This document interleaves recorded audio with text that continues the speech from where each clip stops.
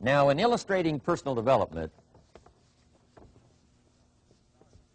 Mr. Shoaff, my teacher, started with money. You know, money's not the only place to start in talking personal development, but it's where he started, so let me share the thoughts he shared with me back then. Let me share them with you. Here's the best lesson I can give you on economics. It's very simple. We get paid for bringing value to the marketplace. That's about as simple as I can put economics. We get paid for bringing value to the marketplace. Now, it takes time to bring value to the marketplace.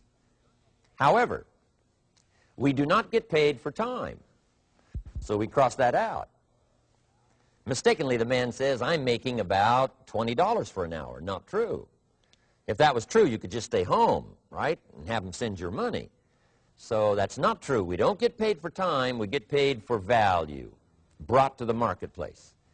Now, since that's true, here's one of the key questions of my talk to you today. Is it possible to become twice as valuable to the marketplace and make twice as much money in the same time? Is that possible? The answer is yes. Could you become 3 times as valuable as you might be right now to the marketplace and make 3 times as much money in the same time? And the answer is yes. 5 times, 10 times? Of course. America is unique. It's a ladder to climb. It starts down here, let's say, at $5 an hour, and it keeps going up. Top income last year, $80 million. The guy who runs Coca-Cola. Now, that's a heck of a ladder. That's why everybody wants to come here, right? The boat people are not headed for Vietnam. People haven't plotted and schemed for 50 years saying if I could just get to Poland, everything would be okay. Not true. Everybody wants to come to America. And the reason is because we've got the best wind ever blowing in our favor. We've got the best economic opportunity anybody's had in 6,500 years. And all you have to do is understand it and take advantage of it. Now, there's some key questions to ask here. Why would the marketplace pay someone only $5 an hour? Very simple answer.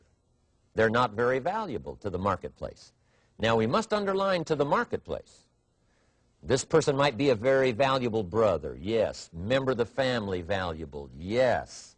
Valuable member of the church, of course. Valuable citizen of the country, yes. Valuable in the sight of God, no doubt. We're all of equal value in the sight of God. But if you're not very valuable to the marketplace, you don't get much money. You say, well, it shouldn't be that way. Well, then you got to start your own country. You know, this one's been in process for 200 years, and this is the best we've been able to come up with so far. But here's the key. You don't have to stay here. Now, there was a big debate in Congress last year that this $5 was not enough, should be 6, should be 6, should be 6. But we don't need legislation. 6 is already on this ladder. The next step up. You know, if you work for McDonald's, they'll pay you $5 an hour to take out the trash. If you whistle while you take out the trash, they'll pay you $6 an hour. So we don't need that legislation. You just need to take lessons on how to whistle. Have a good attitude. Now, as you begin to climb this ladder, why would the marketplace pay some people $50 an hour? Answer, evidently, they must be more valuable to the marketplace. 10 times more valuable. And is that possible for someone to be 10 times more valuable and earn $50 an hour instead of 5? And the answer is yes. That's what America is all about. Now, why would the marketplace pay some people $500 an hour? Evidently, this person must be much more valuable to the marketplace. That's what's important to understand, to the marketplace. And would the marketplace pay one person $80 million for 1 year's work? And the answer is, of course. If you helped a company make $1 billion, would they pay you $80 million? I'm telling you, it is possible. And that's why America is so exciting. That's why this financial ladder is so exciting. It's possible for all of this to come true for all of you, no matter where you start. As a student in school, just getting started out there in the workplace, this is all possible for you. Now, Mr. Shoaff gave me the clue. on how to climb this ladder as high as I wanted to climb. Now, we're talking primarily economics here. There's a lot of other ways to become valuable to your family, valuable to your friends, valuable to the community, valuable to the team, right? Valuable to the team effort, valuable to the concert. But here's what he said to me. In climbing this ladder economically, all you have to do is work harder on yourself than you do on your job. Once I heard that, it made sense to me. I kept hoping that everything else would change around me, found out that if I went to work on myself, worked on my skills, worked on my language, if I became better than I was each year, if I grew in skills and language and vocabulary and competence, then I would become attractive to the marketplace. Not very long ago, a company called me and said, Mr. Rohn, we're expanding internationally. We'd like to have a bit of your expertise to help us. Would you give us a bit of your time? We'll add some millions to your fortune. And I said, okay. And I thought later, isn't that interesting they would call me? Then my second thought was, of course they'd call me. Who else would they call? I can get the job done. Now, what a contrast for me, farm boy from Idaho, raised in obscurity, parents of modest means, broke when I was 25.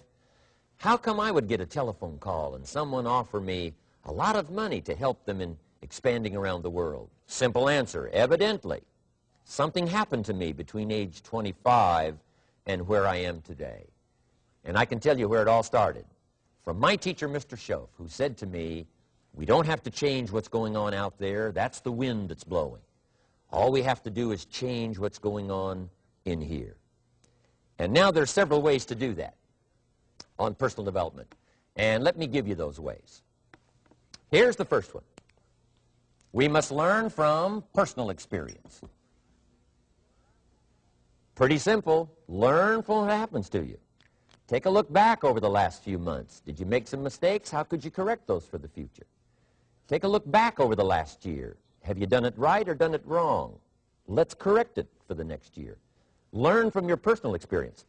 Mr. Shoaff asked me when I first met him, he said, Mr. Rohn, how are you doing? You've been out there now 6 years. And I said, I'm not doing very well. He said, I suggest you not do that anymore.